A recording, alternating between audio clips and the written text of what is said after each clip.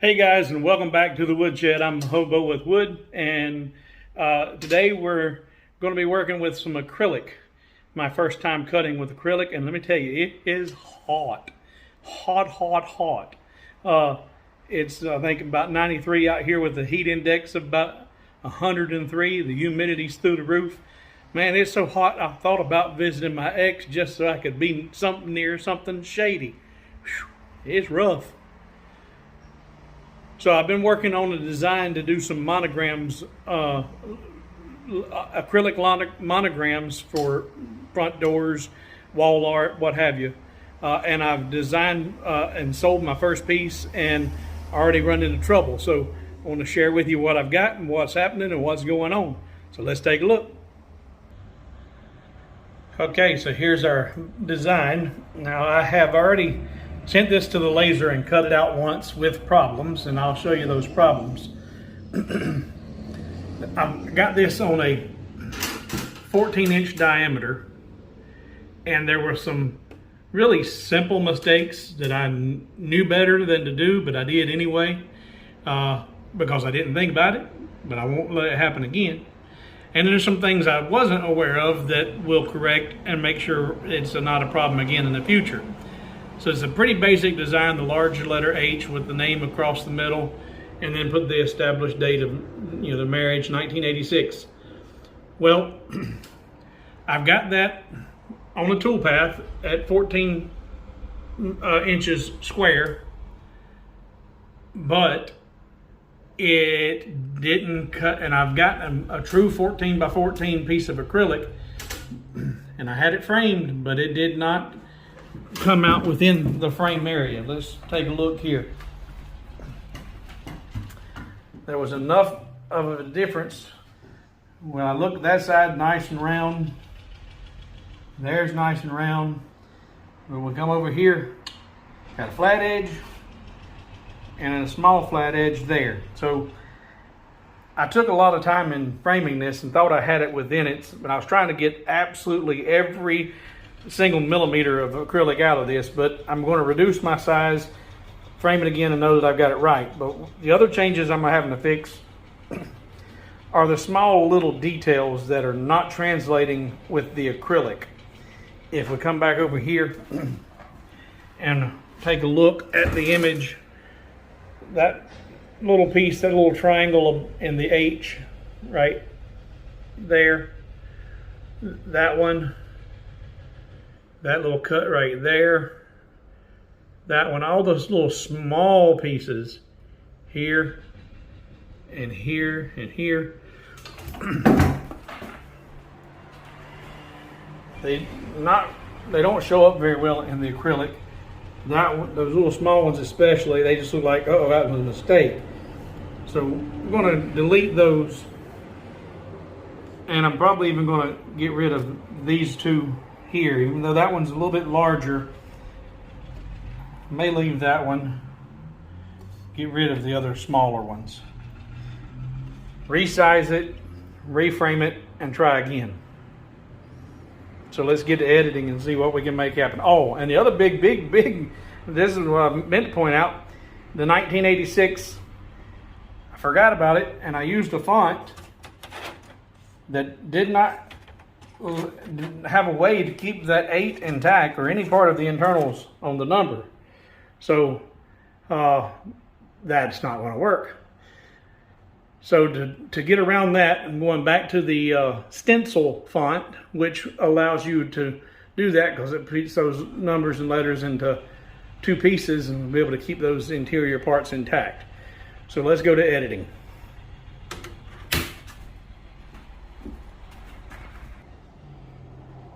Okay, first thing, let's change our font. I'm going to change it to stencil. I think I used it before. Yep, there. Okay.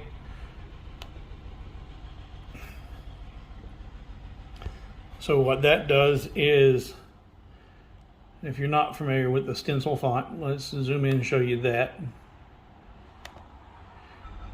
Now with that, each letter being divided into multiple pieces, you can see now the internal piece of the 9, the 8, and the 6. Any of those are still going to be intact and will stay in position and will work with the cutout here. So now let's go back in here to the editing and get rid of those little pieces.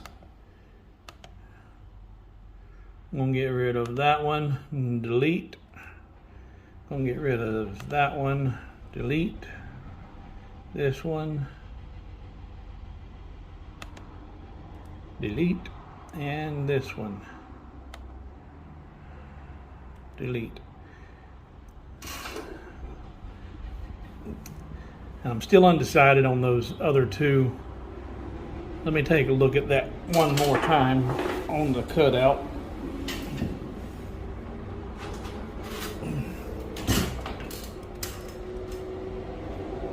So that one's a decent size. That's the upper one. This one almost gets lost in there. But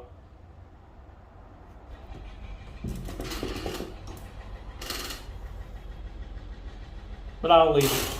I'm going to leave it. Okay, because I changed the font here, I want to just double check to make sure that those letters are centered within the space I've got them in. They look a little low, but I also want to make sure they're centered left to right. But how am I going to do that? What I'm going to do is right now I've got the entire image broke apart. I'm going to just take the font off since I've got that highlighted, get rid of it for now. And I'm going to go to my layers. I'm not going to show my frame, take my frame off. In fact, since I've got that font already highlighted, I'm just going to put it on a different layer of its own right now. So now that's the only thing that's on the tool bed is the only thing on my cut layer, layer 2. And you can select all by dragging the squares around it, or you can select one piece, go up here to your edit, select all shapes on current layer. Now you've got it, and now group. Now that's all grouped together. Now I can bring my font back into play. Hold down the shift and select my cut layer, and we want to make sure that that is on the horizontal, or the vertical center rather. Now it's on vertical center, and now I'm going to put that back on the cut layer, zoom into that only. Come on, stupid. Magnify. There we go. Now, by looking at it with the eyeball, that looks like it's a little low within that. Well, now it's really low. Touch screen. It's low between those lines, so, and that's too high. Now, I've got my control arrow set really low.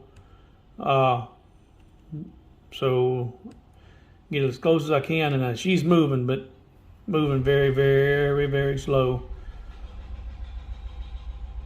I can go in and change that, but whenever I zoom in and I want to make minute adjustments, that's how I do it. And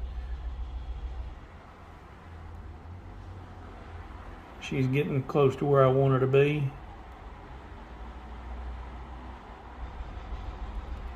That's looking pretty good. All right. Now, how do you change those settings? If you go into your settings, right here, your shape, movement, increments, control plus arrow, I've got it set on the smallest possible increment that can move. So when I hit control and move an arrow, it's only going to move that minute amount. All right. Now, I've got that set. I now need to reduce my overall image. Okay. All right, so let's go back out, and I want to marry that font to the overall image. So holding shift and select, group it all together, done. Now, if I show my tool frame again, and select that, it is 14 inches by 14 inches square. but, and the image, so she's just a little bit bigger. Not much, but a little bit. And that's where I think my framing issue came into play with those squared off edges on the first attempt. And I'm going to just reduce that all just a fraction. I'm going to tell it to lock its height and width dimensions, and I'm going to tell it to go to 13.8. That's just under the 14-inch piece that I've got, but that should square up nicely. And even on the screen here, you can tell that the piece is within the frame all the way around. So that should no longer be an issue with having square edges. So let me go over to my tool bed and get my acrylic in place and start my framing process. Okay, setting up the acrylic and trying to get her framed. Now I've got my acrylic setting directly on my honeycomb because I want that air to be able to get out, and I don't want anything touching that acrylic on the back side that's going to interfere with it cutting nice clean through the acrylic. So I don't have any wasteboard here. Otherwise I would put a frame on the wasteboard for my 14 square and just lay my acrylic in there. But I don't have that ability. So what I've got is I've got the laser set up right now at my outermost corner on my frame up here. And then using the laser positioning and moving, I will select each corner of the frame and make sure that I've got that acrylic within that work area, and that's the first step that I'll do. Right now I need to move her. In fact, I need to also check my focus.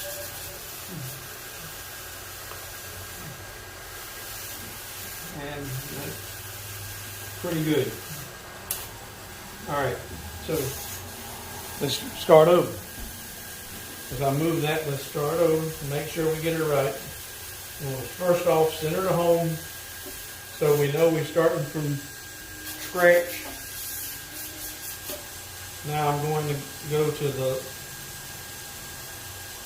laser control or move control. Set laser position by clicking on the Alt-L, the little target over on the far left in Lightburn. So select and send it. All right, so that is the upper leftmost position for the laser there. Now let's come to the opposing corner.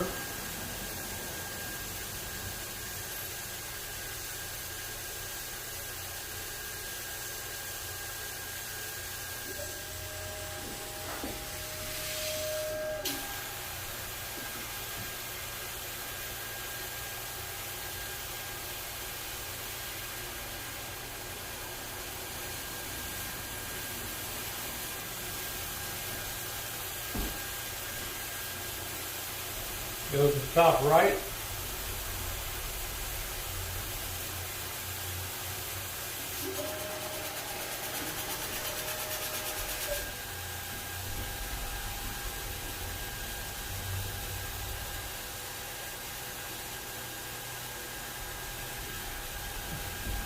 The fourth corner.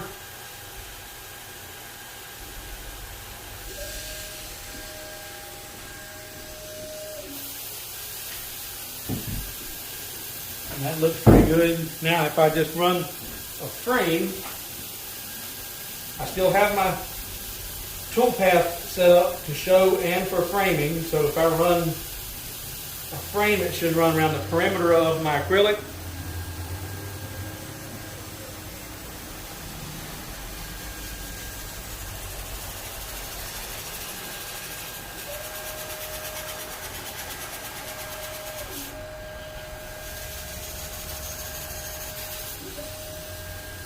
It's just a little bit out of square. And the way I know that is not from watching, but from listening. And I'm going to drop this camera closer to the tool bed so you can hear what I'm hearing. And what I'm listening to is my air assist. As it goes around the frame, if you listen, you can hear the variations and how that air assist is going around the honeycomb.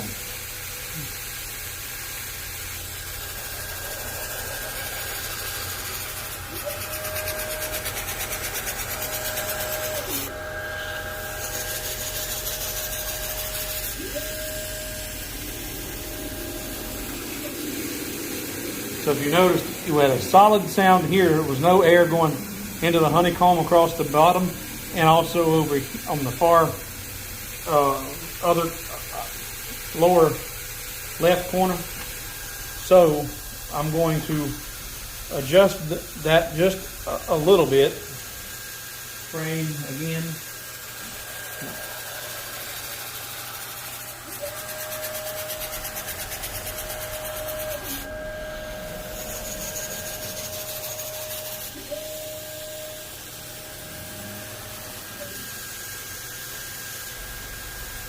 Not much.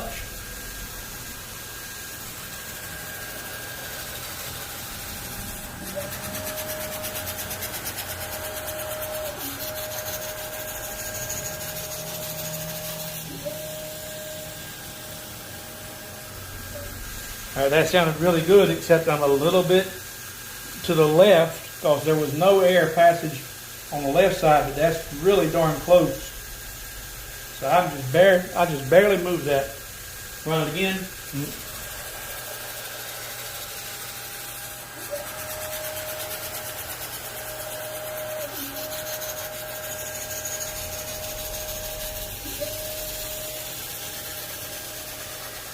Okay, that sounds really good. Looks good, sounds good. Now I'm going to take my tool path off. Let's try doing the rubber band frame. Control rubber band.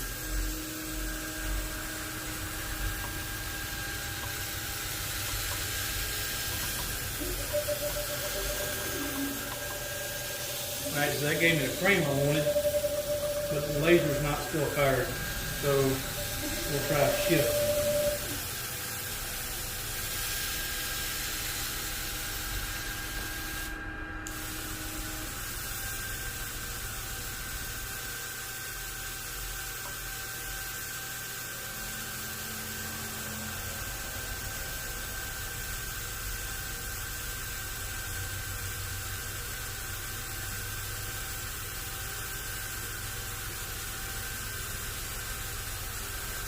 This is going to take quite a while. I'm going to pause this and then start another recording and speed her up.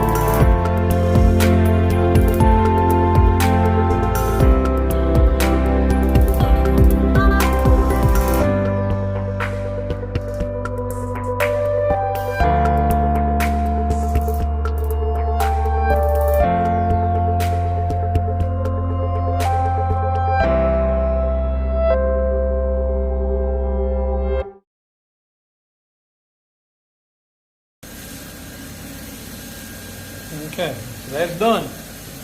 Let's check her out. Turn off all these fans. Okay. So we've got the burn marks, what it looks like, where that's where the laser initially fires at the beginning of each burn. But on my trial piece, I've already seen that cleans right up with just a little bit of elbow grease and a very soft towel. Probably a little dish soap make a difference. You see me picking these pieces out like the old game Operation while this thing was cutting. It looked like I might have been having some combustion take place underneath the honeycomb. I'm lucky that it didn't lift the piece enough that it got it out of line, because I did not anchor this down, didn't think I was going to need to since I was working on such a large piece. But I'm going to go back and really look at those bursts of energy in slow-mo here. But I think I saw one and it almost looked like there was combustion underneath. And that may be a result of the dust and the powder from the previous cut, and if this acrylic is flammable under the right conditions. I know the dust of material is more flammable than the material itself, so that may be what's going on. But looks like we had a good frame. We're right on the edge with no flat spotting whatsoever, so we're good there. And yep, all lift out there. One piece real close there. Now I'm going to hold on to these larger pieces that are intact because I'm going to experiment with making earrings. So I'm going to just snap these off in usable pieces.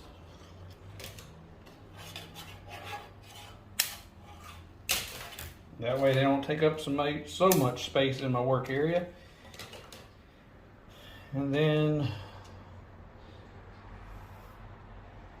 little pieces pop out there. That's all out. Okay, and I think it's just a matter of doing a cleanup. Now on the back side with the honeycomb, you'll see the soot and smoke from the honeycomb. So that all cleans up too. Just some dish soap and a soft microfiber towel, and that should clean up and look like new and ready to ship. So that was my second attempt, and it was successful. with a few learning curves on the first piece.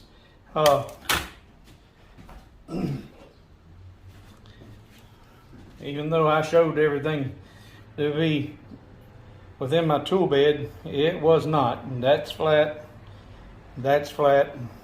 and then now we know to remember, pay attention to those fonts. If there's an inner hole, the E, there's nothing for them to hold on to, well, you're just gonna have a hole. So the stencil font takes care of that.